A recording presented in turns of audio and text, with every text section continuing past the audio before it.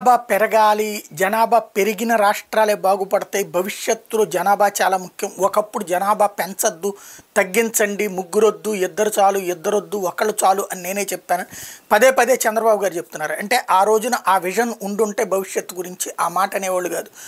ఇప్పుడు అంతా తగ్గిపోయిన తర్వాత ఇప్పుడు పెంచమంటున్నారు. కానీ ఇక్కడ త్వరలో జనాభా నిర్వహణ విధానం అన్నటువంటి మాట చెప్తున్నారు. అంతా బాగానే ఉంది. కానీ ఇక్కడ సమస్యల్లో ఏంటంటే జనాభా లేబర్లో వచ్చేటప్పటికి ఖచ్చితంగా వాళ్ళు పెంచడానికి సిద్ధమే.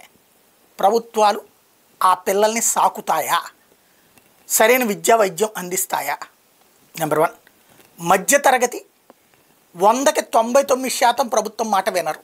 దానికి కారణం ఏంటి అంటే విద్యా వైద్యం వాళ్ళకి ఆల్రెడీ కాస్ట్లీ అయిపోయింది. లేబర్ వచ్చేటప్పటికి ఇప్పటికీ గవర్నమెంట్ స్కూళ్ళలో చదివించడానికి సిద్ధంగా ఉన్నారు. కనీసం 30-40% మంది. కానీ స్కూళ్ళు బాగాలేదు, ఆసుపత్రులు బాగాలేదు. అవి కనుక సక్రమంగా చేస్తే 30-40% మంది పిల్లల్ని ఎక్కువ మందిని కంటారు. అదే మధ్యతరగతికి వచ్చేటప్పటికి మంచి చదువులు చదవాలి, మంచి వైద్యం కావాలి అని అనుకుంటున్నారు. దానికి తగ్గ సదుపాయాలు లేవు. ప్రభుత్వాలు ఇదివరకు ఉన్నటువంటి సదుపాయాలు కూడా తగ్గించుకుంటూ వస్తున్నాయి. పైగా అవి భారీ భారాలు అవుతున్నాయి. భారీ భారాలు. ₹1,00,000 నెలకు సంపాదించేటటువంటి మధ్యతరగతికి కూడా పూర్తి సంతృప్తి లేదంటే పరిస్థితి ఏంటో అర్థం చేసుకోవాలి. కాబట్టి ఇక్కడ కావాల్సినటువంటిది విద్యా, వైద్యం, గృహవసతి. ఈ మూడిటికి కాస్ట్ ఎక్కువ అవుతుంది. దాన్ని ప్రభుత్వం సెటరేట్ చేయగలిగితేనే చంద్రబాబు గారు కోరుకున్నటువంటి జనాభా పెరుగుదల సాధ్యమవుతుంది.